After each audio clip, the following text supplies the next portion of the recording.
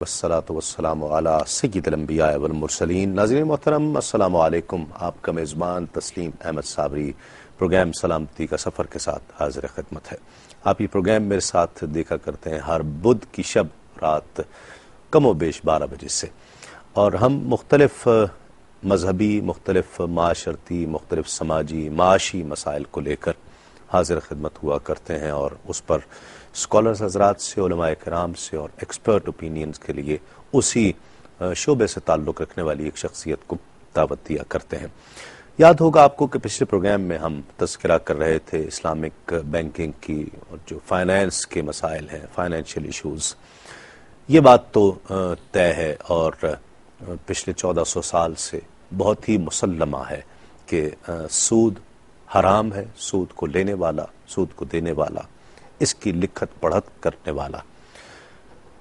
لیکن اب اس کے مقابلے پر معاشی نظام کو چلانے کے لیے وہ کون سا طریقہ کار قرآن اور سنت کی روشنی میں شریعت کی پیروی کرتے ہوئے کوئی بھی چیز متصادم نہ ہو، تبھی تو وہ اسلامک بینکنگ کہلائے گی۔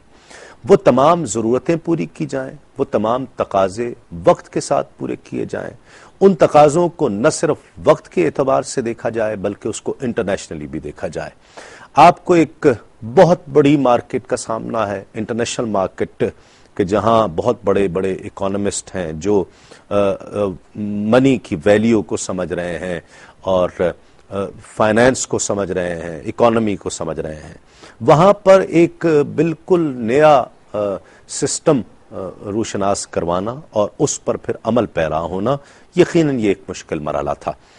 پچھلے 14-15 سال پہلے، اگر میں غلط نہیں کہہ رہا تو 14-15 سال پہلے ہم اس بہت ہی مشکل مرحلے سے گزرے تھے، اور پھر اس کے بعد جس طرح پچھلے پروگرام میں ذکر ہوا، ہمارے اسکالرز حضرات نے بھی کیا کہ الحمدللہ اس وقت نہ صرف تمام بینکس نے اپنے کاؤنٹرز شروع کر دیے بلکہ گریجولی سب نے اپنی اپنی سیپریٹ آزاد برانچز کا بھی آغاز کر دیا اور انہیں کام شروع کر دیا ہے، اور اس پر اعتبار بھی لوگوں کا بڑھتا جا رہا ہے، اس کے فوائد بھی لوگوں کے سامنے آتے جا رہے ہیں۔ ایک عام آدمی کے سمجھنے کے لیے اتنا کافی ہے کہ اگر وہ کوئی گاڑی خریدنا چاہتا ہے وہ بینک کے پاس جائے۔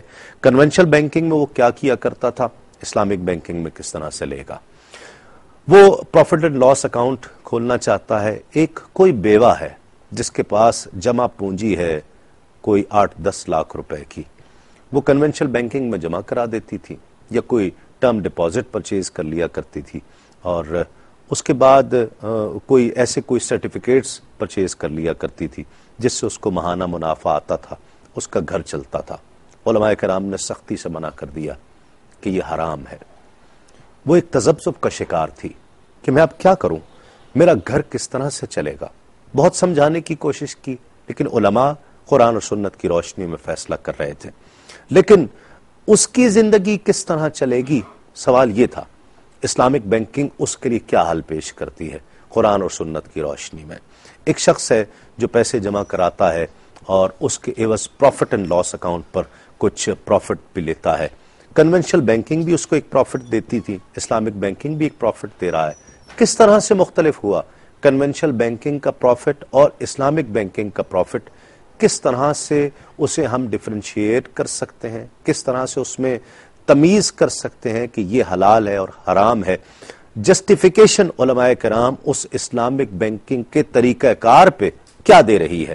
ایک عام آدمی کے سمجھنے کی یہ چیزیں ہیں جس پر ہم انشاءاللہ آج گفتگو کریں گے۔ جس طرح پچھلی دفعہ اسلامک بینکنگ فائنانس کی سسٹم کی ان بنیادوں پر گفتگو کی گئی تھی، تو آج ہم کچھ پروڈکٹ وائز اور وہ تمام روزمرہ کے مسائل جو کم و بیش روزانہ کی ٹرانزیکشنز پر آپ کو پیش آتے ہیں، جن کا سامنا آپ کو کرنا پڑتا ہے، وہ سوالات میں آج اپنے اسکالرز حضرات سے کروں گا۔ ہمارے ساتھ تشریف فرما ہے آپ کی بہت ہی جانی پہچانی ہر دل عزیز محبوب شخصیت ARYQ TV کے اکثر پروگرامز کی آپ رونق ہوتے ہیں، آپ انہیں دیکھا کرتے ہیں، اور سلامتی کا سفر میں ہماری پچھلے کئی پروگرام سے ہماری دعوت پر تشریف لاتے ہیں، حضرت علامہ مفتی ابو بکر صدیق صاحب ہمارے ساتھ تشریف فرما ہے. ان کے ساتھ تشریف فرما ہے پچھلے پروگرام میں بھی ہمارے پروگرام کی رونق تھے. بہت خوبصورت انداز گفتگو اور بہت آسان انداز میں چیزوں کو سمجھانے والی شخصیت. ٹیچر ہے نا بنیادی طور پر, اور آپ وائس چانسلر ہیں ایک پرائیویٹ یونیورسٹی میں. سید علی عباس عابدی صاحب ہمارے ساتھ تشریف فرما ہے. السلام علیکم. آپ کا بھی بہت شکریہ. سب سے پہلے جو سوال میں کرنا چاہتا ہوں, جو پچھلے پروگرام میں رہ گیا تھا اور مجھے بعد میں اس کا احساس ہوا کہ یہ سوال آج ہی کے پروگرام میں ہونا چاہیے تھا. ایک لکھت پڑھ کرنے والا جو کنونشنل بینکنگ میں جاب کرتا تھا, وہ کہتا ہے جی میں اپنا ٹائم دیتا ہوں, سروسز کے پیسے لیتا ہوں, میں لکھت پڑھت کے زمرے میں کس طرح آ گیا اور مجھ پر حرمت کا فتویٰ کس طرح سے لگا؟ بسم اللہ الرحمن الرحیم. الحمدللہ رب العالمین والصلاة والسلام علی سید الانبیاء والمرسلین وعلی آلہ واصحابہ واہل بیتہ وذریاتہ اجمعین. الحمدللہ رب العالمین. دیکھیں, اس حوالے سے ہمارے جو محقق علماء کرام ہیں ان کا فتویٰ یہ ہے کہ کنونشنل بینکنگ کی تمام جابس نہ تو ناجائز ہیں اور نہ ہی جائز ہیں, بلکہ کچھ جائز ہیں کچھ ناجائز ہیں. ٹھیک ہے. اب اس کا کرائٹیریا کیا ہے ناجائز ہونے کا, تو اس کے بارے میں نبی کریم صلی اللہ علیہ وسلم کی حدیث مبارکہ ہماری دلالت کرتی ہے, جس کا بھی آپ نے شروع میں ذکر بھی کیا کہ لعن اللہ آکل الربا وموکلہ وشاہدہ وکاتبہ, کہ اللہ کی لعنت ہے سود کھانے والے پہ, کھلانے والے پر, اور اس پر گواہ بننے والوں پر, اور اس کے ڈاکیومنٹس لکھنے والے پر. ٹھیک ہے. تو یہ 4 افراد ایسے ہیں کہ سود کے معاملے میں نبی کریم صلی اللہ علیہ وسلم نے ان پہ لعنت فرمائی. تو اب ہم بینکنگ کے شعبے میں دیکھیں گے, کنونشنل بینکنگ میں دیکھیں گے کہ کس شخص کی کیا جاب ہے. اگر وہ ان 4 قسم کے کاموں میں سے کوئی کام کر رہا ہے تو اس کے اوپر پھر حرمت کا حکم آئے گا, ناجائز کا حکم آئے گا. لیکن اگر کوئی شخص نہ تو براہ راست اس کے ڈاکومنٹ لکھ رہا ہے, نہ ہی اس کے اوپر گواہ بن رہا ہے, تو نہ کھانے والے میں نہ کھلانے والے میں ہے, تو ایسی صورت میں اس میں ناجائز کا حکم نہیں ہوگا.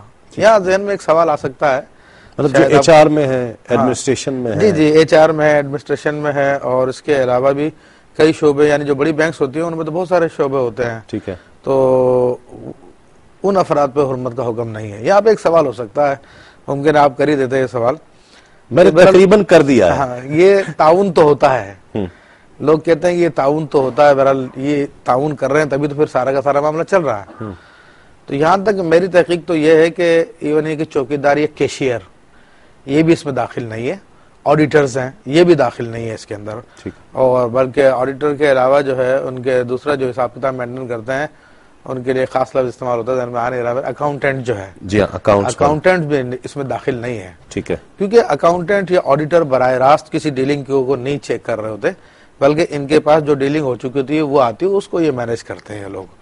تو یہ بھی اس میں داخل نہیں ہے. اب سوال یہ ہوتا ہے کہ جناب یہ معاون, لیکن اکاؤنٹنٹ جو ہے وہ آپ کے سالانہ انٹرسٹ کو یا ماہانہ انٹرسٹ کو کچھ چند ایک ٹرانزیکشن کو جب اکٹھی ہو کر آتی ہیں اسے اکاؤنٹ فار تو کر رہا ہے نا.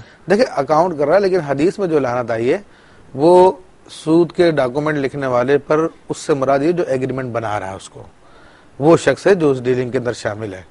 جیسے کوئی شخص آ رہا ہے تو اس کا مینیجر ہوگا, وہ شامل ہو جائے گا, خود یہ شخص شامل ہو جائے گا, اور جو اس کا ایگریمنٹ بنا رہا ہے وہ شامل ہوگا, اور جس پہ وٹنس ہو رہے ہیں وہ حدیث شریف میں مراد ہے. اور یہ نبی کریم صلی اللہ علیہ وسلم کی ایک عظیم حکمت ہے, عظیم علم ہے, جس کے تحت نبی کریم صلی اللہ علیہ وسلم نے صرف 4 آدمیوں پہ لعنت فرمائی. ورنہ اگر ہم یہی چیز شراب میں دیکھتے ہیں, وہاں تو لانے والے, لے جانے والے, 10 آدمیوں پہ لعنت فرمائی ہے. جی 10 آدمیوں پہ لعنت فرمائی ہے. تو نبی کریم رؤوف الرحیم صلی اللہ علیہ وسلم اللہ کی عطا سے جانتے تھے کہ ایک زمانہ ایسا آئے گا, بلکہ خود آپ نے ارشاد بھی فرمایا ایک زمانہ ایسا آئے گا کہ بندہ جو ہے سود نہیں تو سود کے غبار سے نہیں بچ پائے گا, اس کو سود کا غبار ضرور پہنچے گا. ٹھیک. تو سارے کا سارا معاشرے کی بنیاد سود پہ ہو جائے گی. اگر ہم اسی طرح شراب والے مسئلے کے اندر جناب لانے لے جانے والے ان سب چیزوں کے اوپر لعنت کریں تو اس کا مطلب پھر تو کوئی کام بھی نہیں ہو سکے گا. ٹھیک ہے. تو نبی کریم صلی اللہ علیہ وسلم نے ان سارے معاملات کو دیکھتے ہوئے 4 آدمیوں کو مخصوص فرمایا. ٹھیک.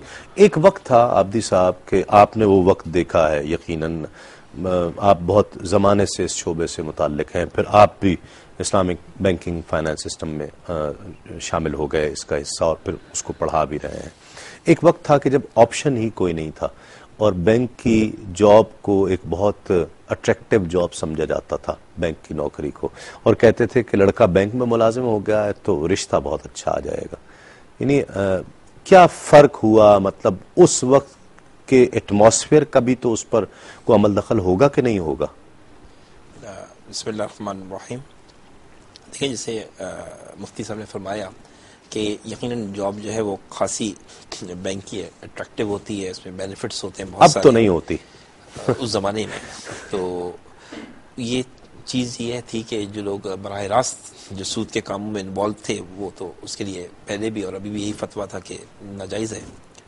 لیکن یہ ہے کہ جیسے جیسے مارکیٹ بڑی ہو رہی ہے، بینکوں کے علاوہ مختلف بینکوں کے کام جو ہے ڈیفرنٹ ہوتے جا رہے ہیں، ایسٹ مینجمنٹ کمپنی الگ ہو گئی ہے. پہلے سب کام ایک بینک ہی کر لیتے تھے ایک امبریلا میں.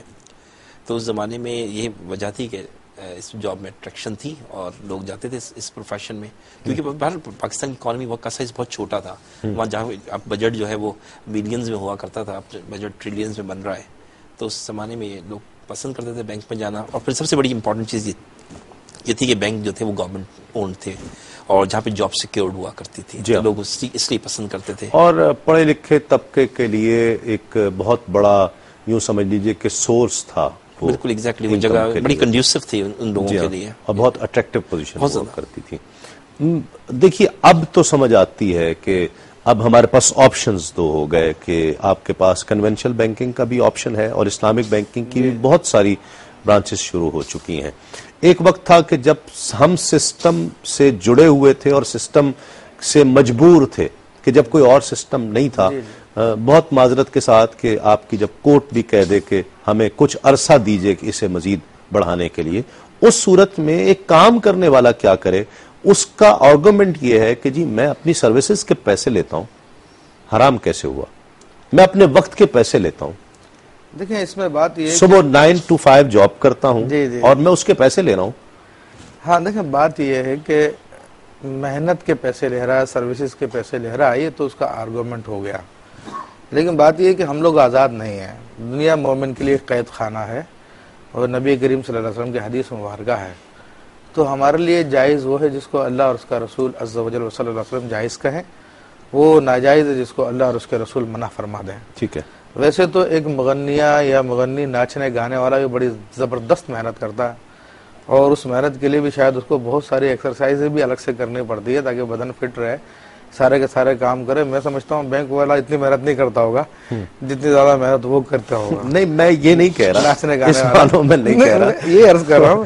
اسی طرح اور بھی جو ڈاکے ڈالتے ہیں، چوریاں کرتے ہیں، تو وہ تو بڑا رسک لیتے ہیں، اپنی جان کا رسک لیتے ہیں. ٹھیک ہے. اور بہت محنت کرتے ہیں. اچھا چلے، بات کیا ہے ان کی محنت کیوں قبول نہیں ہوتی؟ اس دور میں میں اس دور میں شامل کر لوں کہ اس دور میں کہ جب آپشنز ہو گئے کہ کنونشنل بینکنگ بھی ایک آپشن ہے اور اسلامک بینکنگ جانا بھی، اب کی کنونشنل بینکنگ میں جاب کرنا اور سود کی لکھت پڑھت کرنا اور پہلے والے میں کچھ فرق شریعت بتاتی ہے کہ جبکہ آپشن بھی کوئی نہیں تھا اور اب آپشن موجود ہے، اس میں فرق ہے کہ نہیں ہے؟ دیکھیں کوئی فرق نہیں. دیکھیے امامی ایک کالر پہلے شامل کر لیں. السلام علیکم. السلام علیکم. السلام علیکم. وعلیکم السلام. کون صاحب اور کہاں سے؟ صابری صاحب میں نا لاہور سے بات کر رہا ہوں، یاسر اقبال. یاسر اقبال صاحب جی فرمائیے. صابری صاحب میرا ایک مسئلہ ہے کہ سود کے بارے میں بات ہو رہی تھی، میں کافی تشویش میں تھا، مطلب مجھے کوئی صحیح جواب نہیں مل رہا تھا کہیں سے. تو آج میں رہر بھائی کے توسط سے میں یہ سوال پوچھ رہا ہوں کہ اگر ایک بندہ لا علم ہونے کی وجہ سے کسی مجبوری کے تحت سود لے لیتا ہے، بینک سے لون لے لیا اس نے، اب اس کو بعد میں کسی بزرگ کی بات اچھی لگی تو اس نے مطلب پتہ چلی کہ سود لینا بھی حرام ہے، دینا بھی حرام ہے. تو اب جو ہے وہ بینک والوں نے اب ہمیں سود، ہم اس کو پیسے پورے دیں گے تو ہماری جان چھوڑیں گے. اس کے علاوہ ہمارے لیے وہ عذاب ہے کیا ہے؟ اس کے بارے میں ہم جب پیسے ان کو دیں گے تبھی ہماری جان چھوٹنی ہے نا.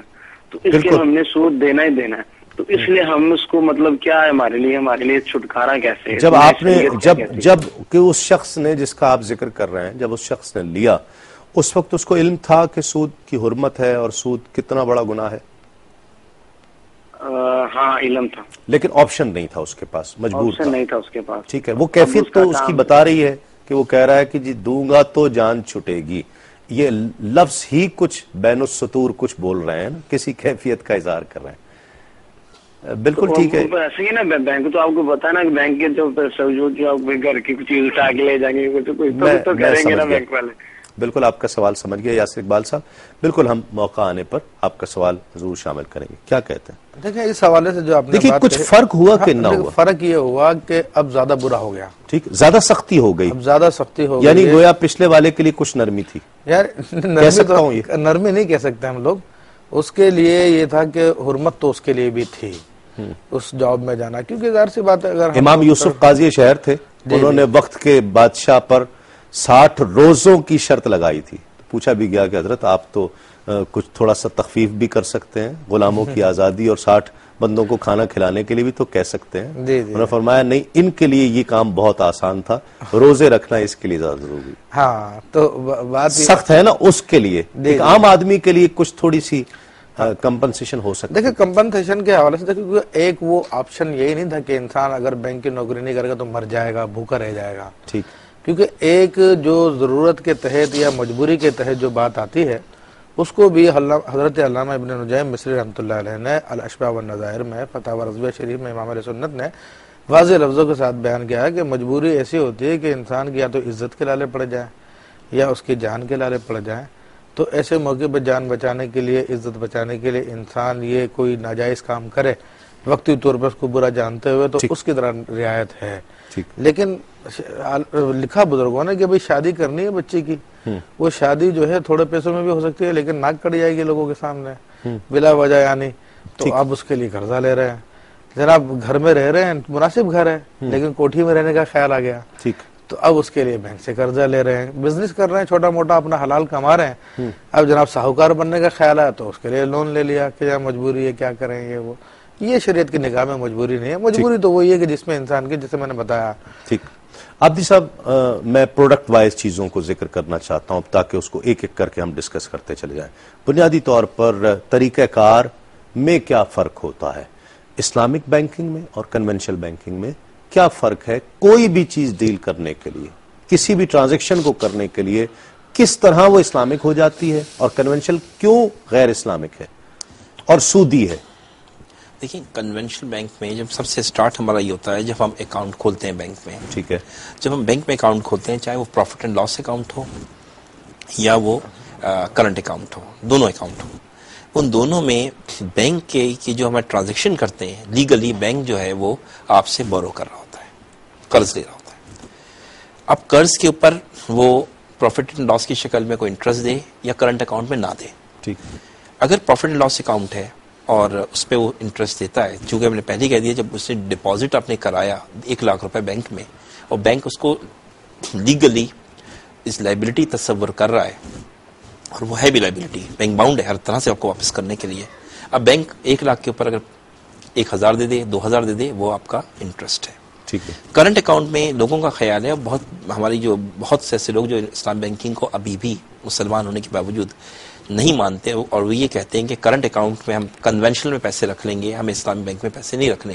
تو یہ ایسا ہے کہ اگر آپ یہ سوچ ہے, یہ سوچ بہت ہے, بہت بڑی سوچ ہے, دلچسپ بات ذکر کروں گا.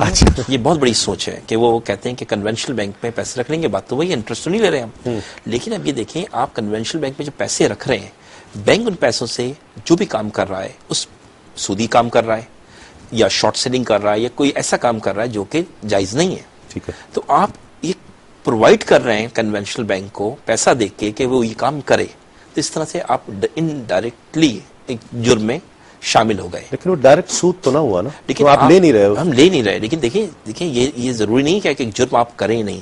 اگر آپ کروا رہے ہیں, آپ جانتے ہیں کہ کنونشنل بینک آپ کے پیسے کو ملٹی پلائی کرے گا سودی کاموں میں. آپ کی بات سمجھ میں آ رہی, بالکل ویلڈ ہے, لیکن اس کی جو فقہی حیثیت ہے, شرعی حیثیت, وہ مفتی صاحب سے پوچھتے ہیں کہ یہ کرنٹ اکاؤنٹ کھلوانا بھی کیا اتنا ہی گناہ کا باعث ہوگا؟ کیا خیال ہے؟ بالکل, ایک وقفہ ہم لے لیں, پھر آپ کی یہیں سے بات میں اس کو جوڑتے ہیں سلسلے کو. ناظرین ایک مختصر سے وقفے کے بعد اس یقین کے ساتھ آپ کہیں نہیں جائیں گے.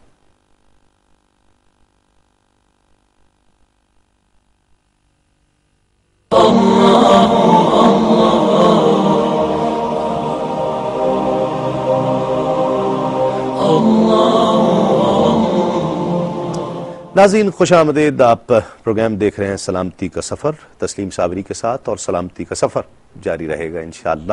اور ہم بات کر رہے تھے وقفے سے پہلے کہ فرق کیا ہے. وہ فرق آپ بتا رہے تھے کہ اس کا ایک آدمی سمپلی ایک اکاؤنٹ کھلواتا ہے پی ایل ایس اکاؤنٹ، وہ کنونشنل میں بھی اور اسلامک میں بھی پروفٹ اکاؤنٹ ہے. کیا فرق ہے دونوں میں؟ یعنی ایک آدمی یہاں پر بھی چیک جاتا ہے لے کر 5,500 روپے کا، وہ اس کو 5,500 روپے دینے کے پابند ہیں. اسلامک میں گیا 5,500 روپے کا چیک کاٹا، وہ اس کو 5,500 روپے دینے کے پابند ہیں. اگر 5 لاکھ روپے ہے تو یہ بینکس، مختلف بینکس کی پالیسیز میں فرق ہو سکتا ہے کہ کوئی lowest rate of the month پر پروفٹ دے رہے ہیں، کچھ جو اینڈ آف دا منتھ جو بیلنس ہے اس پر دے رہے ہیں. وہ پالیسی کا فرق ہوا. دونوں پروفٹ دے رہے ہیں آپ کو، آپ کے اکاؤنٹ میں شامل کر رہے ہیں. فرق کہاں سے ہے؟ فرق یہ ہے کہ آپ کرنٹ اکاؤنٹ میں جیسے ہم نے بتایا، اور یا پروفٹ اینڈ لاس اکاؤنٹ ہے کنونشنل بینک کا، اس کے اندر جو پیمنٹ لے رہا ہے آپ سے، جو اکاؤنٹ میں اکاؤنٹ کھول رہے ہیں 5,000 سے یا 10,000 سے، وہ لیگلی ایک لائبلٹی ریکارڈ کر رہا ہے کہ اس نے آپ سے قرضہ لیا. یہ ٹرانزیکشن ہے کہ اس نے آپ سے 5,000 روپے لیے. اب اس کے اوپر کرنٹ اکاؤنٹ میں تو آپ کو پیسے نہیں دے رہا، کچھ بھی اس پہ کوئی ایڈیشن نہیں دے رہا، لیکن پروفٹ اینڈ لاس میں 5,000 روپے ایڈیشن دے رہا ہے. ایڈیشن جسے میں نے عرض کیا تھا کہ ایڈیشن اوور ڈیٹ از ربا. سود جو ہے وہ قرض پہ ایڈیشن ہے. آپ نے 5,000 دیے بینک کو قرض، جب اکاؤنٹ کھولا اور لیا اس سے 5,500 آپ نے، 500 روپے سود ہے. ٹھیک ہے. پروفٹ ادھر آ جائیں اسلامک بینک میں. اسلامک بینک کا جو کرنٹ اکاؤنٹ ہے وہی بالکل کنونشنل کی طرح ہے، اس میں کوئی آپ کو ایڈیشن نہیں دے گا. 5,000 دیے یا 5,000 لینے کے مجاز ہیں. لیکن جو پروفٹ اینڈ لاس اکاؤنٹ ہے وہاں پہ ریلیشن شپ کا فرق ہے. وہاں پہ اسلامک بینک جو ہے وہ آپ سے یہ کہتا ہے کہ آپ میرے پارٹنر ہو، آپ پارٹنرشپ کی بنیاد پہ 5,000 روپے سے دے رہے ہیں. اب ڈیفینیٹلی میں بھی کوئی بزنس کروں گا پارٹنرشپ میں تو میں اس کے لیے پروفٹ کا مجاز حق رکھتا ہوں، پروفٹ لینے کا. اور اگر لاس ہوگا تو وہ لاس کا لینے کا بھی حق رکھتا ہوں میں. ٹھیک ہے، مجھے لاس ملے گا. تو پروفٹ اینڈ لاس اکاؤنٹ جو اسلامک بینک کا ہے اس میں یہ رسکی ہے. جو آپ پیسے رکھواتے ہیں وہ 5,000 ہو سکتا ہے وہ 1,000 ہو جائیں، کیونکہ لاسز بینک کو اسلامک بینک بالکل رسکی ہے. ایسا ہوا ہے آج تک؟ دیکھیں ہو سکتا ہے. آپ دیکھیے ویسے دبئی کے اندر بعض ایک بینکوں میں ایسا بھی ہوا ہے. اچھا ہاں جی ہاں. لیکن آپ اس کو دیکھیں نا، آپ اگر ورلڈ وار کو اٹھائیں تو آپ کو یاد ہوگا کہ جو 13 روپے کی چیز تھی، 13 فرینک کی جو چیز تھی، وہ ورلڈ وار کے بعد 23 لاکھ ٹریلین کی ہو گئی تھی. 13 فرینک اور 23 ٹریلین فرینک میں بڑا فرق ہے. خدا نہ خواستہ جو اسلامک بینک سے بزنس کر رہے ہیں، اگر یہ جنگ ہوتی ہے یا نیوکلر کنفرنٹیشن شروع ہو جاتا ہے تو آپ دیکھیے گا اس کے بعد یہ اسلامک بینک جو ہے پی ایل ایس اکاؤنٹ میں آپ کو کچھ نہیں دے گا. ٹھیک ہے، وہ کہہ دے گا ڈیفینیٹلی ہم نہیں، ہمارے پاس لاسز ہو گئے. جہاں ہم نے انویسٹمنٹ کی تھی اس انڈسٹریز کو کیا نام ہے اس پہ گویا آنے والا آپ کا پارٹنر بن رہا ہے، آنے والا پارٹنر ہے، اور وہ ہر 2 دن بعد کچھ ڈپازٹ کروا رہا ہے، کچھ وڈرالز ہیں. بالکل پارٹنر ہی رہے گا. پارٹنر ہی رہے گا. پارٹنر میں ایسے دیکھیں پارٹنر کے لیے ضروری ہے، بہت بڑا کنفیوژن ہے. بڑی آنےسٹی کے ساتھ آنے والے کو پتا ہوتا ہے جی کہ میں پارٹنر ہو رہا ہوں. بالکل. اس کے ہم جو فارم ہے اس پہ لکھا ہوتا ہے کہ پارٹنر ہے وہ ہمارا، اس پہ وہ سائن کر رہا ہوتا ہے. انشورنس کی طرح ہمارے یہاں جو ایگریمنٹ ہوتا ہے اس بہت باریک نہیں ہوتا ہے. ہمارا ایگریمنٹ بڑا واضح ہوتا ہے اور اسے پڑھ سکتے ہیں. اگر کوئی کنفیوژن ہے تو ہمارے مفتی حضرات بینک میں ہوتے ہیں، وہ اسے ڈسکس کر سکتا ہے. اس کو یہ تمام چیزوں کی پرسپشن دی جاتی ہے، یہ چیز یہ ہے. تو یاد ایک اور چیز یہ جو لوگوں کا خیال یہ ہے کہ ہم 5,000 روپے آج جمع کراتے ہیں اور بینک اگر وہ پیسے یوٹیلائز نہیں ہوئے، بینک کے ڈراز میں پڑے رہ گئے، اس پہ ہم پروفٹ کے حقدار ہیں یا نہیں. تو پارٹنرشپ کے اندر یاد رکھیے گا کہ یہ ضروری نہیں آپ پارٹنر بن گئے تو آپ نفع نقصان کے پابند ہیں، چاہے وہ پیسہ آپ کا یوٹیلائز ہو یا نہ ہو.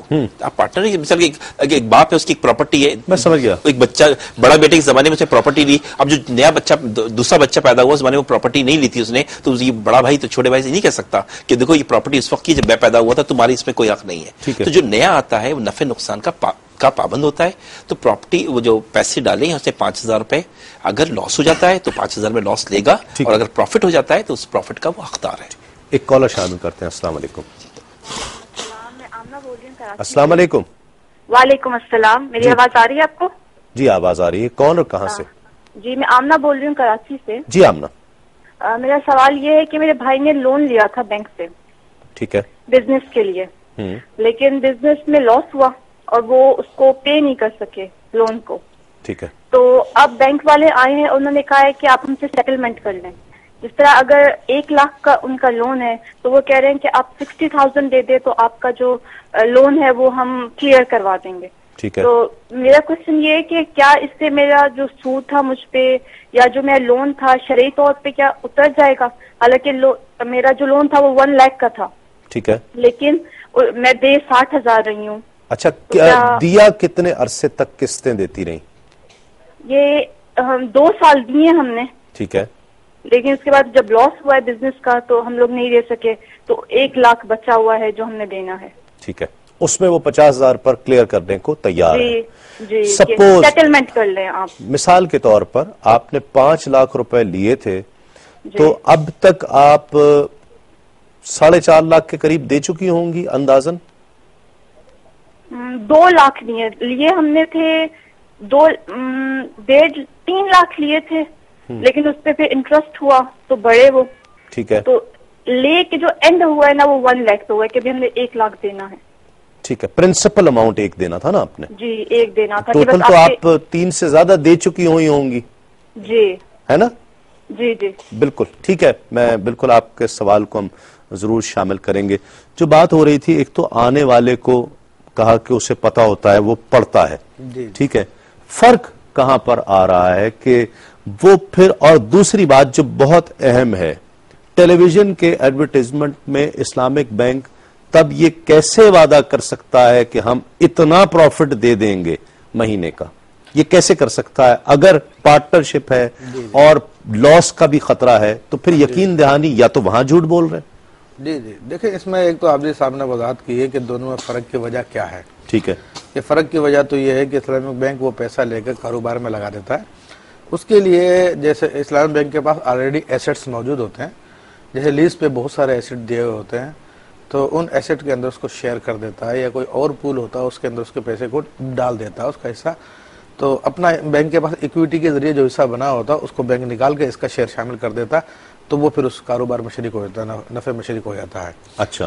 پھر یہ جو آپ نے کہا کہ جو ٹیلی ویژن پہ لوگ اعلانات کرتے ہیں کہ ہم اتنا دے دیں گے اتنا دے دیں گے، تو دیکھیں اس میں اگر کوئی یقینی طور پہ یہ کہہ رہا ہے کہ ہم ایسا کر دیں گے تو وہ تو پھر ناجائزی کام کر رہا ہے.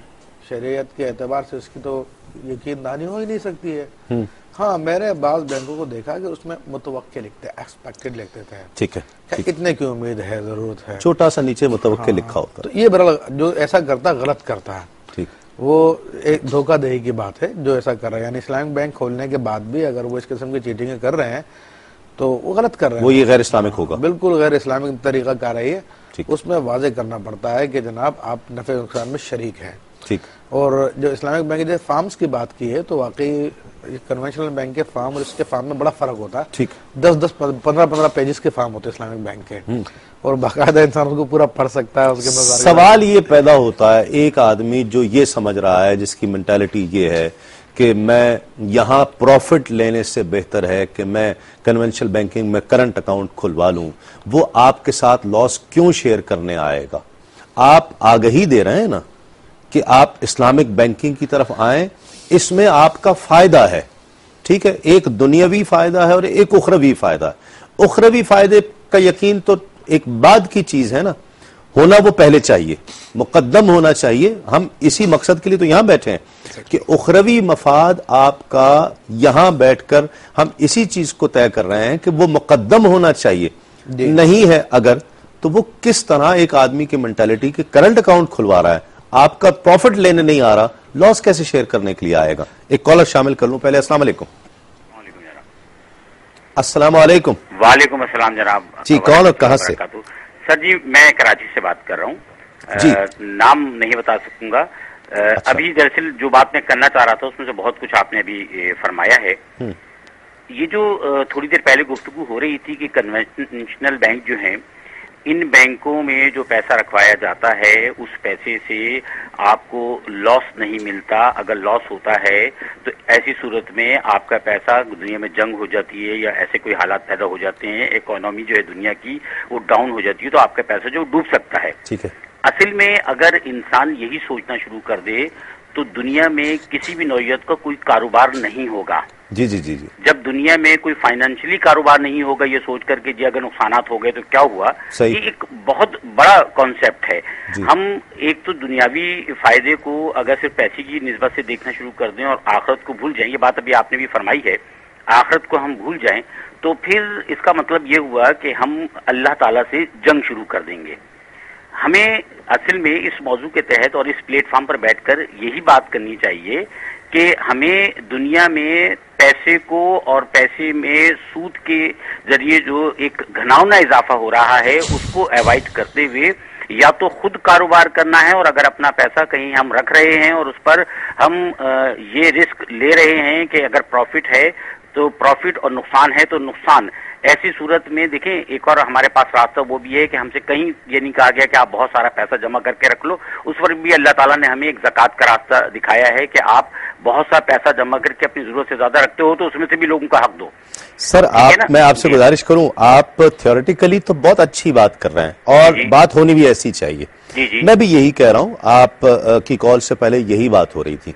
لیکن آپ اس ایک آدمی کو کیسے سمجھائیں گے جس کی مینٹالٹی یہ ہے کہ میں بینک اسلامک بینک سے پروفٹ لینے کے بجائے مقدم رکھوں گا، پرائورٹی دوں گا اس کنونشنل بینکنگ کے کرنٹ اکاؤنٹ کو، وہ آپ کا لاس لینے کے لیے کیوں آئے گا؟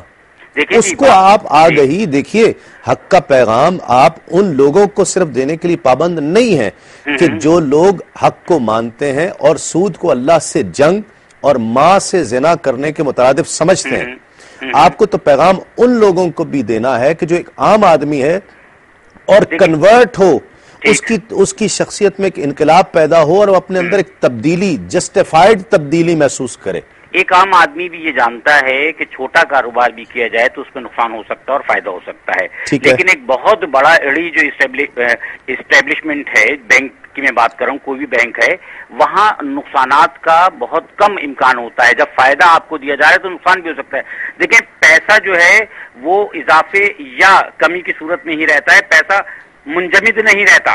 بالکل صحیح، بالکل صحیح، بالکل صحیح. یہ ایک بالکل سیدھی سی بات ہے. میں نے آپ سے عرض کیا نا کہ پیسہ جو ہے وہ رکھنے کا تو اسلام نے بھی حکم نہیں دیا، اس پہ زکوٰۃ دی جاتی ہے. اب سود لینا جو ہے، سود کے جو نقصانات ہیں وہ بھی اپنی جگہ بہت سارے ہیں. بہت شکریہ، آپ نے اپنا نام نہیں بتایا لیکن آپ نے بہت اچھی گفتگو کی، اور اگر آپ کہیں تو میں آپ کا نام بتا دوں.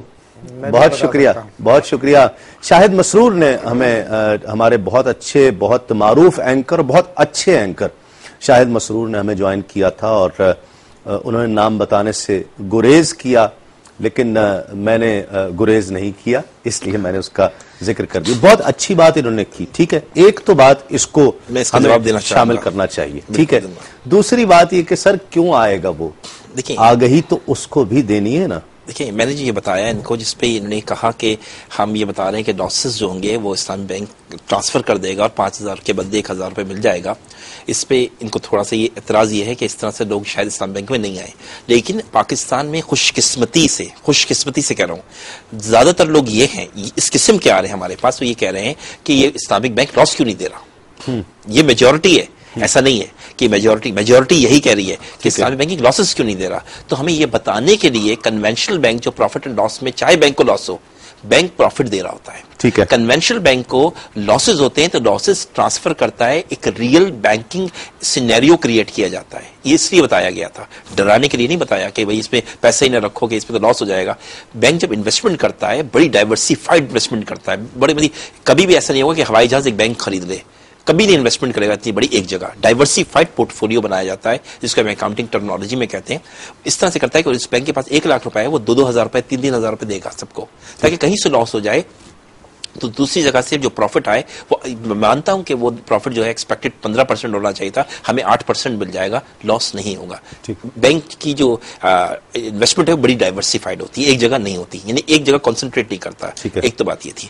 دوسری بات یہ ہے کہ اگر اسلامک بینک میں وہ کہتا ہے میں کرنٹ اکاؤنٹ میں بہت خوش ہوں کہ میں وہاں پیسے رکھ رہا ہوں، میرے پیسے نکال لیتا ہوں، تو ہم کہتے ہیں اسلامک بینک میں بھی تو کرنٹ اکاؤنٹ ہے اسی جیسا، اور آپ کے پیسے سے جو ہم کرنٹ اکاؤنٹ میں لیتے ہیں، ہم ٹھیک ہے آپ کو ایڈیشن نہیں دیں گے، لیکن اس پیسے کو ہم یوز، میں نے آپ کو کہا یہ قرض ہے، اب میں آپ سے قرض لوں گا تو میں ڈیفینیٹلی اس سے پیسے یوز کروں گا، اسے ملٹی پلائی کروں گا. آپ اسے کیسے امپریس کریں گے؟ آپ وہاں کرنٹ اکاؤنٹ نہ کھولیں، یہاں کھولیں. ایک بزنس مین ہے جسے کوئی مطلب اس سے غرض نہیں ہے، اس کی مینٹالٹی ہے کہ اس کو کوئی فرق نہیں پڑتا کہ میں یہاں کھولوں یا یہاں کھولوں. آپ ایز این اسلامک بینکر کس طرح اس کو آپ اپنی طرف کھینچیں گے, لائیں گے کہ یہاں لاؤ؟ ایگزیکٹلی کیا انسینٹیو کیا دیں گے؟ ایک کالر ہمارے ساتھ ہیں پہلے. السلام علیکم. جی وعلیکم السلام. جی کون صاحب اور کہاں سے؟ جی محمد فیصل بول رہا ہوں جی, کراچی سے. کیسے مزاج ہیں؟ جی اللہ کا شکر ہے. محمد فیصل صاحب آپ سنائیے, ٹھیک ہے؟ جی الحمدللہ اللہ کا شکر ہے. جی آپ کا پروگرام میں دیکھ رہا ہوں, ماشاءاللہ کافی پر رونق ہے, کافی مفید بھی ہے. بہت شکریہ. اس کمنٹ کے ساتھ ایک یا دو باتیں میں آپ سے جاننا چاہوں گا. جی مجھے بتائیے, ابھی یہ بات ہو رہی تھی, میں سن رہا تھا کہ اسلامک بینک کے اندر اگر آپ اپنا کوئی پیسہ رکھتے ہیں, ٹھیک ہے, تو اگر بینک کو منافع ہوگا تو بینک آپ سے پروفٹ شیئر کرے گا, اگر لاس ہوگا تو آپ سے لاس شیئر کرے گا, ٹھیک ہے, یہی بات ہے؟ جی ہاں. اور جہاں تک میں سمجھتا ہوں کہ اسلامک بینکنگ میں یا دین کی روح سے بنیادی جو طریقہ کار وہ یہی ہے کہ اگر آپ اپنا پیسہ کہیں انویسٹ کرتے ہیں, اس میں نقصان ہو تو آپ نقصان برداشت کریں, فائدہ ہو تو آپ فائدہ آپ کو ملے گا اس کا. ٹھیک, وہ کہنا یہ ہے کہ اگر آپ نے مس نہ کر دی ہو فیصل صاحب, تو میں آپ کی بات کو سپورٹ کرنے کے لیے کہ ان کا کہنا یہ ہے کہ جو اکاؤنٹ ہولڈر ہے وہ اگر profit and loss account holder ہے تو وہ بھی اس صورت میں بھی آپ کا ایک بینک کا پارٹنر بن کر آیا ہے. بالکل ٹھیک ہے, سلیپنگ پارٹنر. ٹھیک ہے جی, بالکل ٹھیک ہے. جی جی میرا سوال یہ ہے کہ جو پاکستان میں جو اسلامک بینکنگ ہو رہی ہے, ٹھیک ہے, اس میں آپ یہ دیکھیے کہ جو بھی اسلامک بینک ہیں, جو بھی کچھ بینک موجود ہیں, کچھ اچھے ہیں, کچھ کا حال مناسب نہیں ہے. بہت سارے بینک کی اگر آپ فائنل اکاؤنٹس دیکھیں, بیلنس شیٹ دیکھیں, تو وہ ہیوی لاسز پوسٹ کرتے آ رہے ہیں, ہیوج لاسز. لیکن آئی ڈونٹ ریکال کہ آج تک جو ہے وہ ہسٹری میں کسی بھی بینک نے ایک سنگل روپیہ بھی اپنے کسی ڈپازیٹر کے ساتھ ایز اے لاس شیئر کیا ہو. اس کی کیا وجہ ہے؟ پھر یہ تو بالکل جو بات آپ کر رہے ہیں اس کے مطلب بنیادی اصول کے خلاف ہے. اگر میں نے اپنا پیسہ ایکس وائی زی بینک کے اندر رکھا, اس بینک نے لاس کیا, تو وہ لاس جو ہے وہ اس کو میرے پاس شفٹ کرنا چاہیے نا. اگر وہ لاس شفٹ نہیں کر رہا, اس کا مطلب ہے پھر جو بیسک فلسفی ہے اس کے اوپر وہ نہیں چل رہے. کیونکہ آپ یہ دیکھیں کہ جو اسلامک بینکس ہیں وہ نارمل کنونشنل بینکوں کی طرح اپنا فائنل پروفٹ اینڈ لاس بنانے سے پہلے جو وہ پروفٹ پے کرتے ہیں اس کو وہ ایکسپینس آؤٹ کر دیتے ہیں. I hope you are hearing me. میں سن رہا ہوں بالکل. اچھا, وہ آپ شاید جس لاس کی بات کر رہے ہیں وہ نیٹ لاس ہوگا, یہ گراس لاس کی بات کر رہے ہیں. نہیں دیکھیں, وہ گراس لاس بھی ہے. جی جی, گراس لاس بھی ہے اور نیٹ لاس بھی ہے. گراس بھی لاس ہے. جی جی, گراس لاس بھی ہے اور نیٹ لاس بھی ہے. ٹھیک ہے, دیکھیں آپ کوئی دیکھیں, جو اگر ہم دین کے اگر بنیادی چیز کو سمجھیں, جب تک اگر آپ نے مجھ سے پیسہ لیا, آپ ایک بینک ہیں, ٹھیک ہے, ہیلو, میں سمجھ رہا ہوں بالکل آپ کی بات سن بھی رہا ہوں. آپ ایک بینک ہیں اور میرے پاس پیسہ ہے, ٹھیک ہے, میں آپ کو اپنا پیسہ دے رہا ہوں, آپ اس پیسے سے بزنس کریں گے, ٹھیک ہے, بزنس کرنے کے بعد آپ ایک منافع ڈکلیئر کریں, اس منافع کو یا لاس کو آپ اپنے اکاؤنٹ ہولڈر جن کو آپ کہہ رہے ہیں کہ جی یہ ہمارے بزنس کے حصے دار ہیں, آپ ان کے ساتھ شیئر کر لیں تو بات سمجھ میں آتی ہے. آپ تو حساب کتاب کرنے سے پہلے ہی مجھے میرا حصہ دے دیتے ہیں. اگر پاکستان کی ہسٹری میں آپ مجھے بتا دیں کسی بھی اسلامک بینک نے ایسا کوئی کام کیا, اگر ایسا کر لیں پھر تو یہ سارے اسلامک بینک ایک دن میں خالی ہو جائیں گے. اگر میں بالکل سمجھ گیا فیصل صاحب, آپ کا بہت ویلڈ کوشچن ہے, بہت ویلڈ, اور جب ہم وقفے سے لوٹیں گے تو یہی سوال سامنے رکھیں گے اور یہیں سے پھر اپنی گفتگو کا ایک مرتبہ پھر آغاز کریں گے. میں اسکالر سے یہی بات پوچھوں گا جو آپ سوال کر رہے ہیں کہ اگر ایون گراس لاس ہے تو کیسے آپ نے پہلے پروفٹ دے دیا دینے والے کو؟ آپ کو کیسے پتا تھا کہ سال بعد جو ہے وہ میں بہت ہی منافع کما لوں گا؟ بہت اچھی بات کی. ایک مختصر سے وقفے کے بعد سلامتی کا سفر جاری رہے گا.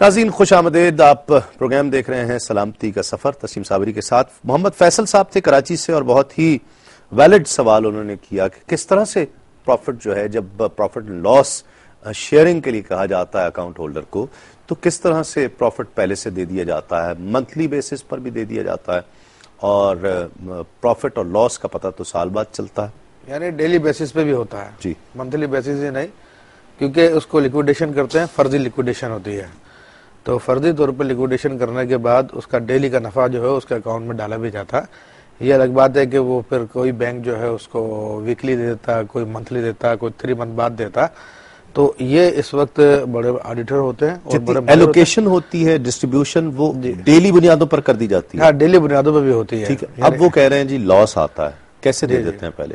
دیکھیں لاس آتا اس کے لیے بھی پھر ہیج کیا جاتا ہے، اس کا بھی کوئی سلسلہ نکالا جاتا ہے کہ جو لاس آ رہا ہوتا ہے اس کے لیے بھی طریقہ کار، مختلف طریقہ کار اپنائے جاتے ہیں۔ جو شخص جب تک شریک رہا اس کاروبار میں تو اس کا پھر جو نیکسٹ نفع ہوتا ہے اس میں سے اس لاس کو پورا کیا جاتا ہے، اگلے دن کا نفع ہوگا یا اگلے ہفتے کا نفع ہوگا یا اس سے اگلے مہینے کا نفع ہوگا، اس سے اس کو ہیج کر لیا جاتا ہے، اس کو نفع کم کر دیا جاتا ہے کہ لاسٹ ٹائم جو ہے نقصان ہوا تھا تو یہاں پہ جو نفع آ رہا ہے اس نقصان کو پورا کرنے کے لیے فرض کریں کہ اس نے سال بعد پروفٹ لیا اور اکاؤنٹ ختم کر دیا۔ ہاں اکاؤنٹ ختم کر دیا، تو اب اس کی صورت یہ ہوگی کہ جب کوئی شخص اکاؤنٹ ختم کر کے جاتا ہے تو اس کی جانے کی حیثیت اگر ہم دیکھتے ہیں فقہی اعتبار سے تو وہ اپنے سارے ایسٹس کو جو ہے بیچ کے چلا جاتا ہے۔ اس کا ایسٹ جس بھی قیمت کا ہوتا ہے اس وقت، اس قیمت کے اندر جو ہے وہ سارے کے سارے پول کو بیچ کے وہ نکل جاتا ہے اور سارا پول جو اس کے ایسٹ کو خرید دیتا ہے، جتنے کے جتنے پارٹنرز ہوتے ہیں۔ ٹھیک، تو اس کو جو ہے شرعی اعتبار سے اس کا ایک خاص نام بھی ہے فقہ حنبلی کے اعتبار سے۔ تو اب جو جتنا بھی نقصان ہونا تھا یا جو بھی کچھ ہوا تو وہ پرچیز کرنے والا نے خرید لیا، یا نفع جو ہونا تھا وہی پرچیز کرنے والا نے خرید لیا۔ ٹھیک ہے، کیونکہ سال کے اینڈ میں یہ بھی تو ہو سکتا ہے نفع بہت زیادہ ہو جائے۔ ٹھیک ہے، تو جب ایک شخص نکلتا ہے، اس کو ہمارے یہاں پہ فقہی اصطلاح میں حنفی مذہب میں بھی تخارج کہتے ہیں۔ ٹھیک، تخارج کی حیثیت کیا ہوتی ہے؟ ایک مثال سے میں آپ کو بیان کر دوں کہ جائیداد تقسیم نہیں ہوئی ہے، ٹھیک، کوئی مر گیا، جائیداد تقسیم نہیں ہوئی، لیکن کسی کو جلدی ہے کہ مجھے جائیداد اپنی جلدی چاہیے، تو اب یہ سیٹلمنٹ کی صورت یہ ہوتی ہے کہ جو جلدی کر رہا ہوتا اس سے کہا جاتا ہے کہ ٹھیک ہے جائیداد کو تقسیم کرنے میں ٹائم لگے گا، بہت ساری مجبوریاں ہماری، ٹھیک ہے، تم اپنے حصے کے مقابلے میں اتنی رقم لے لو، وہ کم یا زیادہ جس پہ بھی راضی ہو جائے شرعی اعتبار سے ایسا کرنا جائز ہے، وہ اپنی رقم لے کے نکل جائے گا، باقی اس کا حصہ سارے پارٹنرز کے پاس آ جائے گا۔ ٹھیک ہے، اسی طرح یہ ہوتا ہے، فائدہ ہو یا نقصان، ہاں فائدہ نقصان۔ اسی طرح جب کوئی شخص اپنا حصہ لے کے نکلتا ہے، اسلامی بینک سے اپنا ڈپازٹ کو ختم کرتا ہے، تو اس کا پھر سارا کا سارا نفع نقصان جو جتنے پارٹنرز ہیں وہ خرید لیتے ہیں۔ ٹھیک ہے، سال بعد پروفٹ یا لاس کا پتہ چلا، پروفٹ آپ نے دے دیا، اس وعدے کا کیا ہوا کہ آپ پروفٹ اینڈ لاس میں؟ بنیادی سوال فیصل صاحب کا یہ تھا کہ اس وعدے کا کیا ہوا جو آپ کہہ رہے ہیں کہ پروفٹ اینڈ لاس میں شیئرنگ ہے، تو وہ تو سسٹم تو ختم ہو گیا نا؟ نہیں سسٹم ہے، دیکھیں جب پارٹنرشپ ہوتی ہے، ایون پارٹنرشپ ایکٹ ان کا کہنا یہ تھا کہ پھر کنونشن سے کس طرح آپ فرق کر رہے ہیں؟ دیکھیں پارٹنرشپ ایکٹ 1932 بھی ہے، ایون آپ دیکھ لیں جو انگریز کا بنایا ہوا لا ہے اس میں بھی دیکھتے ہیں اور اسلامک لا میں بھی دیکھتے ہیں، جب پارٹنرشپ کا بزنس ہو رہا ہوتا ہے تو ہم کمپیوٹر کی مدد سے اب ڈے بیسس پہ کیلکولیٹ کر سکتے ہیں، ڈے بیسس پہ بیلنس شیٹ بھی بنا سکتے ہیں، ٹھیک ہے، آر بیسس پہ بیلنس شیٹ بن سکتی ہے، سیکنڈ بیسس پہ بیلنس اچھا شیٹ۔ آپ یہ مان رہے ہیں، وہ کہہ رہے ہیں کہ ایون گراس لاس ہے؟ دیکھیے گراس لاس نہیں ہوتا ہے، اصل میں جو ہم دیکھ رہے ہوتے ہیں نیٹ لاس ہے، وہ نیٹ لاس ہے۔ وہ مثال کے طور پہ میں اور پارٹنر ہیں، ہم نے 50-50 کر لیا، اب آپ کے پاس اب آپ 50 کرنے کے بعد آپ سیلری پے کر رہے ہیں، رینٹ پے کر رہے ہیں اپنے الگ، جو آپ کے الگ خرچے ہیں، بینک کے اور بھی خرچے ہیں، بینک کی اور پارٹنرشپ بھی ہے دوسروں سے، اپارٹ فرام ڈپازیٹر کے ساتھ اس کی الگ پارٹنرشپ بھی دوسروں سے بھی ہے۔ بینک میں جب ہم پیسے رکھواتے ہیں، بینک میں اس طرح سے ہوتا ہے کہ مختلف اکاؤنٹ ہوتے ہیں، جو ڈپازیٹر کا اکاؤنٹ ہوتا ہے اس کو جنرل پول کہتے ہیں، وہ ڈپازیٹر کے پیسے جنرل پول میں جا رہے ہوتے ہیں، جنرل پول سے پروفٹ آیا، ایک اور پول اس کا ہے ایکٹیویٹی پول جس سے مالکوں کے اپنے پیسے ہیں، اس سے بھی وہ بزنس کر رہے ہوتے ہیں، ایک اور پول ہے فائنینشیل انسٹیٹیوشن پول، اس سے بھی کاروبار ہو جاتا ہے، ایک ٹریجری پول ہے اس میں بھی کاروبار ہو رہتا ہے۔ ڈپازیٹر کا جو پیسہ جنرل پول سے، جنرل پول میں اگر لاس ہوتا ہے تو وہ لاس دیا جائے گا۔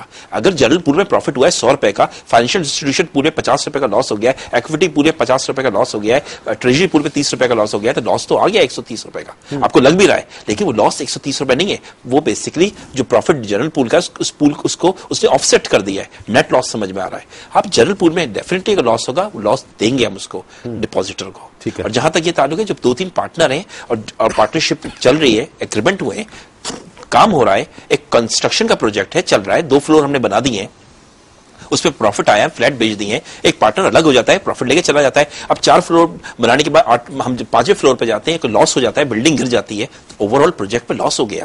لیکن ہم یہ نہیں کر سکتے جو چلا گیا پارٹنر اس سے کہیں کہ واپس آؤ اور ہمارے لاس کو آف سیٹ کرو. وہ تو چلا گیا نا, اپنا حصہ بیچ کے چلا گیا. تو اس لیے خرید لیا تو یہ ڈیورنگ دیکھیے کوئی ایسا ہو ہی نہیں سکتا کہ آپ ایکچوئل لیکویڈیشن کریں. اگر وہ رکا رہ گیا تو لاس ہو گیا. لیکن پروفٹ بھی تو ہو سکتا ہے, سپر ایب نارمل پروفٹ بھی تو ہو سکتا ہے. دیکھیں دونوں طرف ہے نا, ایسا تو ہو ہی نہیں سکتا کہ بلڈنگ میں پارٹنرشپ ہو میری آپ کی اور پوری بلڈنگ تک میں آپ کا پارٹنر بن جاؤں اور آپ کو مطلب جا ہی نہیں سکتا کہیں اور اپنے پیسے نکال ہی نہیں سکتا کسی وجہ سے. میری ضرورت ہے, میں آپ کو کہتا ہوں کہ بھائی مجھے پیسوں کی ضرورت ہے, میں چاہتا ہوں باہر جا رہا ہوں میں اور میں وہاں شفٹ ہو رہا ہوں, تو آپ کہتے نہیں آپ مجھے پارٹنرشپ چھوڑ ہی نہیں سکتے. ایسا نہیں ہوتا. پارٹنرشپ ایٹ ول ہوتی ہے, پارٹنرشپ ہمیشہ اختیاری ہوتی ہے, ایٹ ول ہوتی ہے, اب جب چاہے نکل جائے. ٹھیک ہے, ٹھیک ہے.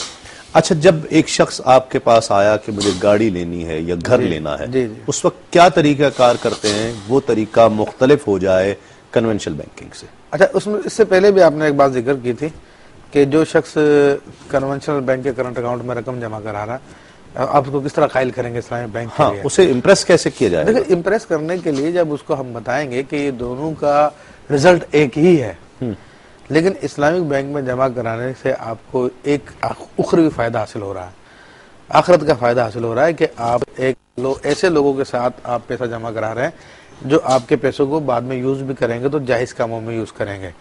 جبکہ وہاں پہ آپ جمع کرائیں گے تو پھر وہ آپ کے پیسوں کو سودی کاموں میں یوز کریں گے. اگرچہ آپ براہ راست ذمہ دار نہیں ہوں گے اس کے, لیکن بہرحال آپ کے پیسوں کو مس یوز کیا گیا, یہاں پر جو ہے اس کا صحیح یوز کیا گیا. میرا خیال ہے کہ ہمیں برکت کے تصور کو بھی سمجھنا پڑے گا یہاں پر.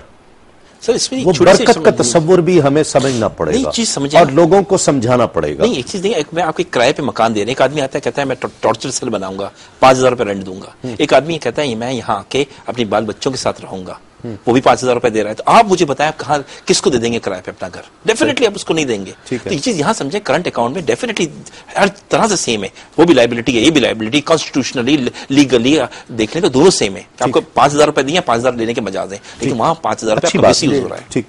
کیسے, مطلب اس برکت کے تصور کو بھی ہمیں سمجھنا چاہیے. میرا خیال ہے وہ کیا ہے؟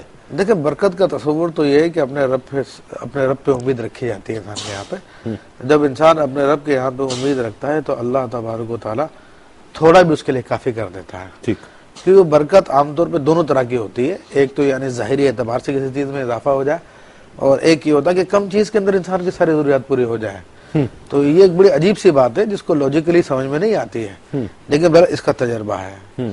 لوگوں نے دیکھا کئیوں کی لاکھوں کی تنخواہ ہے وہ پوری نہیں پڑتی, کئیوں کی ہزاروں کی تنخواہ ہے وہ کہتا ہے جی اللہ کا شکر ہے, ایسا یہ برکت ہی ہے نا. جی جی جی, بے شک بے شک. اسپرچول ڈائمنشن بھی سمجھنی چاہیے. اچھا, یہ بھی کہا جا سکتا ہے کہ یہ جب تک اس کی برکتیں اسلامک بینکنگ کی اس وقت تک سامنے نہیں آ سکتی جب تک کہ پورا سسٹم اسلامک نہ ہو جائے. دیکھیں, الحمدللہ برکتیں اب بھی سامنے آ رہی ہے. میں نے کہا تھا ایک دلچسپ واقعہ میں بتاؤں گا. جی. کراچی کی ایک مشہور سماجی شخصیت ہے, اس کا نام لینا مناسب نہیں سمجھتا, ٹھیک, اور بلکہ پوری دنیا میں مشہور ہے وہ شخصیت, پورے پاکستان میں دنیا میں مشہور ہے. وہ ایک پروگرام میں نے ان کو دیکھا, وہ تقریر کر رہے تھے اور کہہ رہے تھے کہ اس سے پہلے ہم کنونشنل بینک میں کاروبار کیا کرتے. کراچی کے اندر ان کی بہت ساری فیکٹریاں اور بہت سارے ادارے ان کے چل رہے ہیں, لیکن راتوں کو مجھے نیند نہیں آیا کرتی تھی. ہر مہینے گلے کے اندر ببال ہوا کرتا تھا کہ اب اس کا یہ لون ادا کرنا, اس کا لون ادا کرنا, اتنا سود چڑھ جائے گا, اتنا انٹرسٹ چڑھ جائے گا. لیکن وہ کہنے لگا کہ جب سے میں نے اسلامک بینکنگ کے ساتھ ڈیلنگ کی ہے اس کے بعد سے اللہ تبارک تعالیٰ کے فضل و کرم سے مجھ پہ کوئی قرضہ نہیں ہے. واہ. اور میں رات کو اب چین کی نیند سے ہوتا ہوں, سکون کی نیند سے ہوتا ہوں. پھر انہوں نے اپنے ایک دوست کا واقعہ بتایا. ان کا دوست بھی بڑے مشہور سماجی شخصیت ہے, بڑے پیسے والے ہیں. تو کہا ہمارے دوست کو ہم نے مشورہ دیا, تو وہ کہنے لگے جی کیا آپ اسلامک بینکنگ کی بات کرتے ہیں, کیا خنزیر بھی حلال ہو سکتا ہے؟ تو انہوں نے یہ بات کہی. تو اب جن کا تصور یہ بن چکا ہے کہ جناب یہ اسلامی ہو ہی نہیں سکتی, تو اس کا مطلب یہ ہے کہ وہ سمجھتے ہیں کہ اسلام زمانے کی ضرورتوں کو پورا نہیں کر سکتا. وہ براہ راست اسلامک بینکنگ میں نہیں, اسلام پہ اعتراض کر رہے ہیں کہ اسلام کے پاس کوئی سماجی یہ سب فائنینشیل سسٹم نہیں ہے. حالانکہ یہ ان کی اپنی کم علمی ہے, کم نظری ہے, ورنہ اسلام کے پاس جو اسلام دین فطرت ہے. ہاں, اور میں ایک بات یہ بھی عرض کر دوں, اسلامک بینکنگ کا تصور کوئی آج سے 10 سال 15 سال 20 سال پہلے نہیں آیا, بلکہ مشہور مطلب عالم دین جن کو پوری دنیا جانتی ہے, مجدد وقت اپنے زمانے کے امام علیہ سنت اعلیٰ حضرت فاضل بریلوی رحمۃ اللہ علیہ سے 1910 میں کوشچن کیا گیا کہ حضور امت مسلمہ کی ترقی کا راز کیا ہے. کس طرح امت مسلمہ ترقی کر سکتی ہے، تو آپ نے 3 اصول بیان فرمائے کہ ان 3 اصولوں پہ امت مسلمہ عمل کرے تو امت مسلمہ ترقی کر سکتی ہے۔ اس میں آپ نے فرمایا کہ مسلمان دین کی تبلیغ کریں، ٹھیک ہے۔ دوسرا ہے کہ مسلمان اپنی سیل پرچیز جو ہے آپس میں کرے، جو کہ اس وقت یورپ نے اپنا کینز کے نظریے کو اور انہوں نے اپنا ایک بلاک بنا لیا ہے اس اعتبار سے۔ یہی 1910 میں امام اہل سنت نے مشورہ دیا تھا کہ مسلمان بھی اگر آپس میں خرید و فروخت کریں گے تو پھر ان کی زبردست جو ہے وہ ترقی بتایا کہ مرابہ کر لیا جائے، یہ کر لیا جائے، اس طرح کر لیا جائے تو نفع کا نفع بھی ملتا رہے گا اور ایک بینک بھی بن جائے گا۔ ٹھیک، تو جو لوگ نہیں اس کو مان رہے تو اس کا مطلب ہے کہ اسلام پہ اعتراض کر رہے ہیں کہ اسلام کے پاس کوئی نظام نہیں ہے۔ ٹھیک، عابدی صاحب، ایک شخص گاڑی لینا چاہتا ہے، گھر لینا چاہتا ہے، آ کر آپ کے پاس کہتا ہے جی مجھے گاڑی چاہیے، آپ اسے گاڑی لے کر دے دیتے ہیں، گھر لے کر دے دیتے ہیں۔ کنونشنل بینکنگ بھی تو یہی کر رہی تھی، اس پر اضافی پیسے 10 لاکھ 15 لاکھ کی اگر اوریجنل گاڑی ہے تو بینک کو وہ 18 یا 20 لاکھ روپے دے رہا تھا، کنونشنل بینکنگ والے کو آپ کو بھی 18-20 لاکھ دے رہا ہے۔ دیکھیں at the end of the deal آپ کو وہ اتنا ہی دے رہا ہے۔ دیکھیں ایک چیز یہ سمجھنی چاہیے، بہت علماء نے فرمایا ہوا ہے کہ دیکھیں اکثر اعتراض یہ ہوتا ہے کہ جسے بکرا ہے ہم ذبح کرتے ہیں، اس میں ایک بسم اللہ اللہ اکبر کہہ کے کاٹتا ہے اور ایک ایسے ہی کاٹ دیتا ہے، گوشت پکتا ہے، ریزلٹ ایسے، کھانے کا ٹیسٹ بھی ویسا ہے، ہو سکتا ہے زیادہ ٹیسٹ اچھا ہو، تو کہتے ہیں کہ ریزلٹ تو سیم ہے، ایک بچہ چیٹنگ کر کے پاس ہوتا ہے اور ایک بچہ محنت کر کے پاس ہوتا ہے، دونوں کا ایک گریڈ آ جاتا ہے، ہم کہتے ہیں دونوں ہی، اینڈ ریزلٹ نہیں، اینڈ ریزلٹ میں فرق ہے۔ دیکھیں یہ چیز سمجھ لینی چاہیے کہ سود کو لاجک سے بھی سمجھیں، لیکن سود کو کبھی یوں بھی سمجھیں کہ سود کو اللہ نے منع بھی کیا ہے، یوں بھی سمجھیں نا، مطلب آپ تو کبھی یہ سوچنے لگیں گے کہ 5 وقت کی نمازیں کیوں پڑھوں میں، فجر کی نماز 2 رکعت کیوں پڑھوں، اس میں کیا لاجک ہے، ظہر کی 4 رکعت کیوں، اس میں کیا لاجک ہے۔ لاجک دیکھیں تلاش کریں، حکم میں لاجک نہ تلاش کریں، جبکہ ہم آپ کو آرگیومنٹ بھی دے رہے ہیں۔ پہلی بات یہ سمجھ لینی چاہیے، اینڈ ریزلٹ پہ مت جائیں، اینڈ ریزلٹ تو بہت ساری چیزوں کو سیم ہوتے ہیں، اینڈ ریزلٹ تو بہت چیزوں کو سیم ہوتے ہیں، تو آپ کہیں گے وہ دونوں سے ایک ہی ہو گئی۔ ایک بات دوسری، اسلامک بینک میں جب ہم گاڑی لیتے ہیں اور یہ کنونشنل بینک میں گاڑی لیتے ہیں، اسلامک بینک میں جو گاڑی ہمیں دلاتا ہے وہ گاڑی ہمارے نام پر نہیں دیتا، وہ کہتا ہے گاڑی میری ہے، 5 سال تک اس سے استعمال کرو، کرایہ دیتے رہو۔ گاڑی مثال کے طور پہ جل جاتی ہے، آپ 2 مہینے تک وہ گاڑی نہیں ملتی، تو اسلامک بینک میں آپ یہ انسٹالمنٹ روک سکتے ہیں، گاڑی نہیں ہے بھائی، میں آپ کو کرایہ نہیں دے رہا، میں آپ کے گھر میں میرا گھر ٹوٹ جائے اور آپ اس میں رہ رہے ہو تو آپ کہہ سکتے ہیں بھائی میں کرایہ کیوں دوں، گھر کا ہے، تو کارپس ایک باڈی ہوگی نا، گاڑی کی باڈی آپ کے پاس ہے، آپ یوز کریں، کرایہ دیتے رہیں۔ کنونشنل بینک میں یہ ہوتا ہے کہ وہ جو گاڑی آپ کو دیتا ہے، جب گاڑی جل جاتی ہے تو آپ اسے کہتے ہیں کہ گاڑی جل گئی، گاڑی دے دو، وہ کہتے ہیں نہیں، ہم نے آپ کو 10 لاکھ روپے فائنانس کیے تھے، ٹھیک، شکل باڈی گاڑی کی شکل میں تھی لیکن فائنانس تھے، آپ نے اس سے گاڑی لی تھی، وہ یہ کہہ رہا ہے پیسہ دیا تھا، ہاں ایگزیکٹلی، آپ کہہ رہے ہیں آپ اپنی انسٹالمنٹ جاری رکھیں، ٹھیک ہے۔ جب دیکھیں کسی چیز کو بھی سمجھنا ہو نا، ٹرانزیکشن کو خراب کر کے دیکھیں، اس کو پھر دیکھیں اس سے کیا رزلٹ آتے ہیں، کانسیکوینس کیا ہے۔ اسلام بینک رینٹل سٹاپ کر دے گا، اسی طرح گھر، اسی طرح گاڑی، اسی طرح گھر، اسی طرح۔ اور پھر ایک اور چیز سمجھنی ہے کہ 15 لاکھ کی گاڑی ہے، لوگ کہتے ہیں 15 لاکھ کی گاڑی ہے، اسلام بینک نے اسے 20 لاکھ میں دے دی، ڈیفینیٹلی آپ 15 لاکھ کا مکان لے لیں اگر آپ ابھی آج، تو وہ 5 سال تک رکھیں اسے، تو آپ کیا کرایہ نہیں لیں گے اس کے اوپر، ہم کرایہ لے رہے ہوتے ہیں، تو وہ اس کی ویلیو بھی بڑھی ہے، تو کرایہ اس کا لیتے ہیں۔ ایک اور کنفیوژن ہے بہت، جو لوگ نہیں سمجھ پاتے، وہ کہتے ہیں آپ نے لیزنگ پہ گاڑی دی، آپ نے رینٹل بڑھا دیا، پہلے کہا تھا 10,000 روپے مہینے دینا، اگلے سال 12,000 روپے دے رہے ہیں، تو ہم پھر کہتے ہیں ان سے کہ آپ کسی کو مکان کرائے پہ دیتے ہو اپنا خرید کے، تو کیا کرایہ ساری زندگی 10,000 روپے رکھتے ہو مہینہ، سال بعد بڑھتا ہے نا، آپ کے آرڈیننس 1969 بھی 10% کی اجازت دیتا ہے ہر 3 سال بعد، کیا بڑھا سکتے ہیں۔ تو کہنا یہ ہے کہ وہ ہم جو گاڑی اس کو دے رہے ہیں اس کو ہم کرائے پہ دے رہے ہیں، اونرشپ میری ہے، وہ کرائے پہ ہے، وہ یوز کر رہا ہے اسے، اور میں ہر سال میں رینٹل بھی بڑھا سکتا ہوں اس کا، یہی وجہ ہے۔ 5 سال بعد ایک اور ڈیل ہوئی، وہ گاڑی میں نے خرید لی، وہ ہم آپ کو ایک آپشن دیتے ہیں 5 سال کے بعد کہ بھائی آپ یہ چاہو تو ہم سے خرید لو، آپ کہتے ہیں ٹھیک ہے ہم آپ کو بھیج دیتے ہیں ایک پرٹیکولر اماؤنٹ پہ، ڈیفینیٹلی بہت سے لوگ خرید ہی لیتے ہیں کیونکہ گاڑی کی ویلیو تو بڑھ چکی ہوتی ہے، اور اگر نہ خریدے تو گاڑی واپس ہو جاتی ہے، بینک واپس دے دیتا ہے، واپس بینک لے لیتا ہے گاڑی، پیسے واپس دے دیتا ہے، پیسے واپس کر دیتا ہے، جو ڈپازٹ رکھوایا ہوتا ہے، پیسے کتنے دے گا واپس، جو ڈپازٹ رکھوایا تھا شروع میں 2 لاکھ 2.5 لاکھ وہی واپس کر دے گا، کوئی ایسا نہیں کرے گا نا۔ ٹویوٹا کرولا آپ لیں 5 سال بعد اب 2.5 لاکھ، میں سمجھا نہیں، ایک کالر پہلے شامل کر لیں۔ السلام علیکم۔ السلام علیکم۔ السلام علیکم۔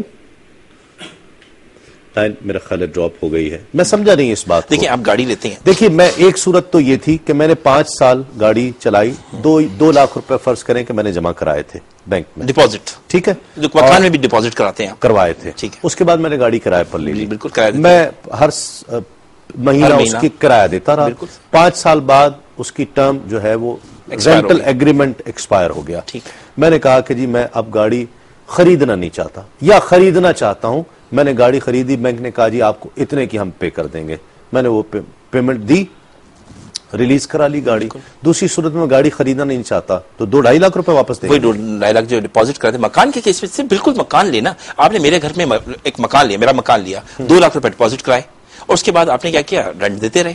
جب آپ جانے لگیں گے تو کیا کریں گے؟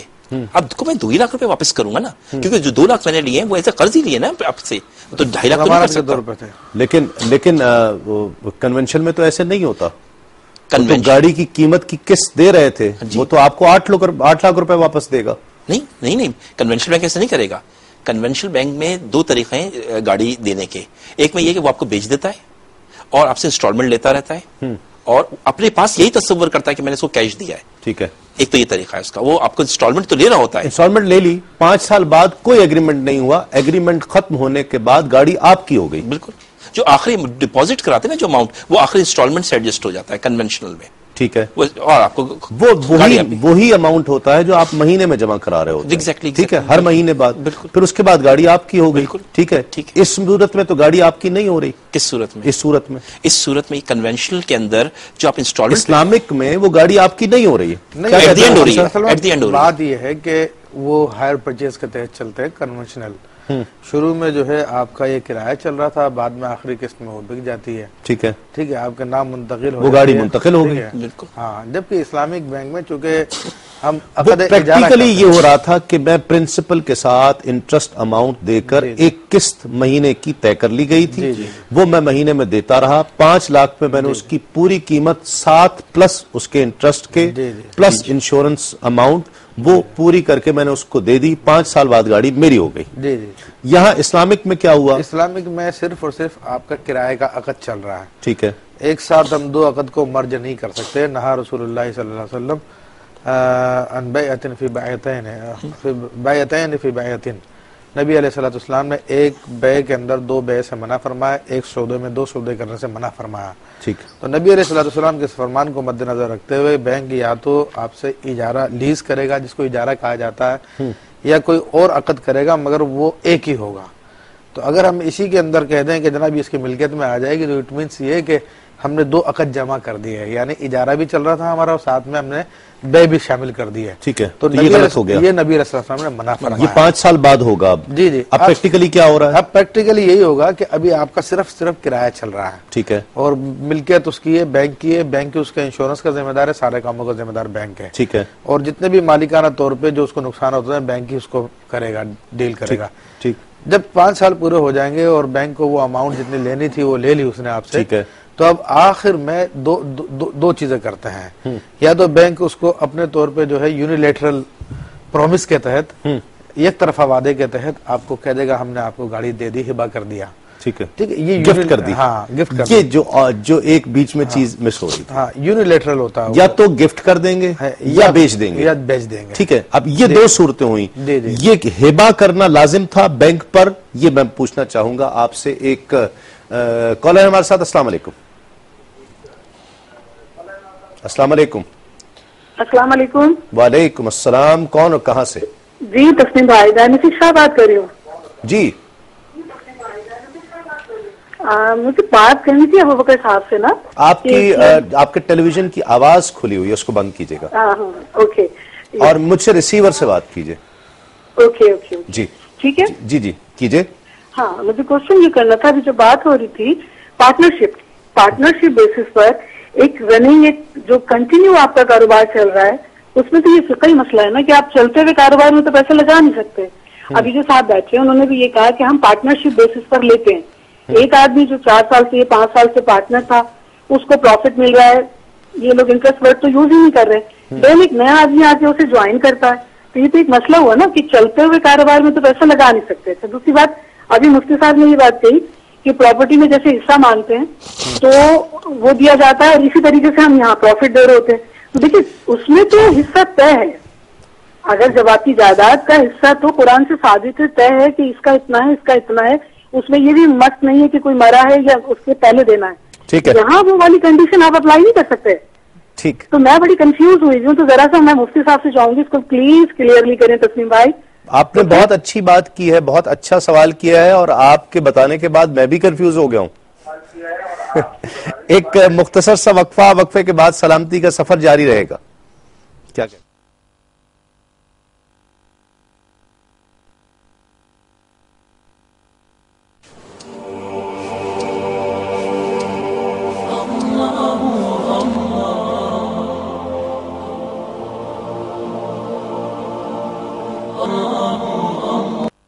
ہاں, اور ناظرین خوش آمدید. آپ پروگرام دیکھ رہے ہیں سلامتی کا سفر تسلیم صابری کے ساتھ, اور آخری سیگمنٹ میں ہم جو گفتگو کریں گے, ایک تو آپ کے سوالوں کے جوابات بھی پروگرام میں شامل کریں گے, اور دوسرا اس ٹاپک کو کنکلوڈ کرتے ہوئے اس پر بھی انشاءاللہ گفتگو کی جائے گی.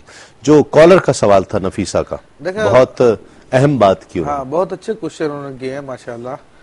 دیکھیں, پہلا جو ان کا کوشچن تھا کہ چلتے ہوئے کاروبار میں شراکت نہیں ہوتی ہے, تو عمومی حکم تو یہی ہے کہ چلتے ہوئے کاروبار میں شراکت جائز نہیں ہے, اور یہ متون مذہب کی بات ہے, متون مذہب میں یہی لکھا ہوا ہے.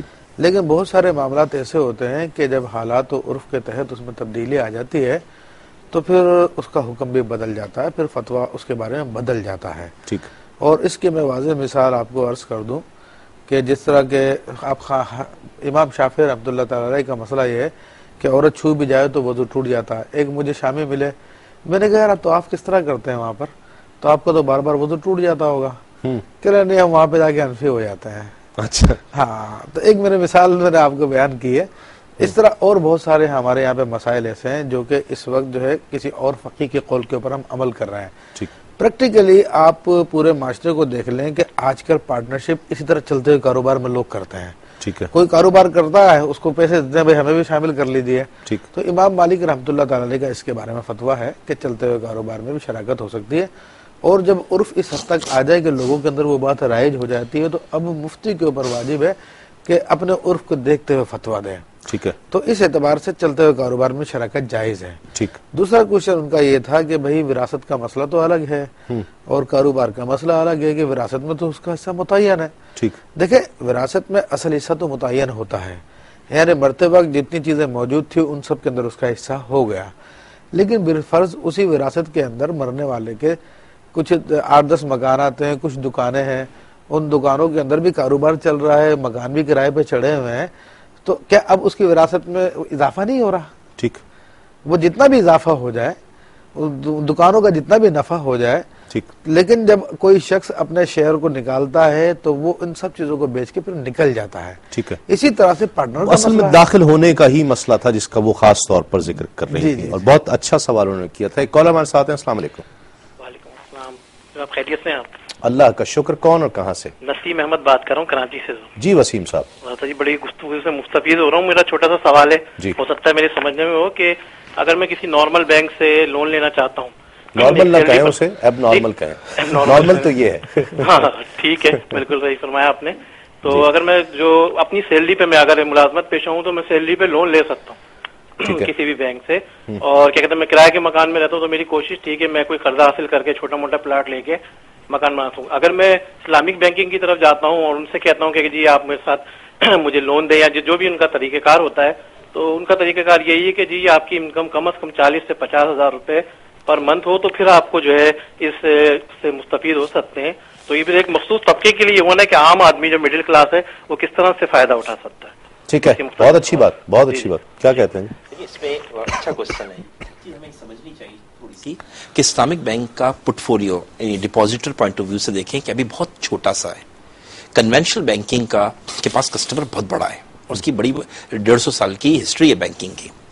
اسلامک بینکنگ میں کوشش کر رہے ہیں ہم کہ جیسے جیسے ڈپازیٹر بڑھیں تو اس شرائط جو ہے نا بھی جیسے 50,000 کی ہے اس کو کم کر دیں گے. یہ کوئی شریعت نہیں ہے, یہ ہمارے پاس پرابلم یہ ہے کہ ہمارے پاس ڈپازٹ کا سائز وہ نہیں ہے جو کہ ان کنونشنل بینکوں کا ہے. انشاءاللہ ہم ڈپازٹ بڑھائیں گے. اس بھائی کا مسئلہ کیسے حل؟ دیکھیں, اس بھائی کا مسئلہ تو دیکھیں سمجھنے کی بات یہ ہے کہ ایک چھوٹا دکاندار ہے اور ایک ہول سیلر ہے.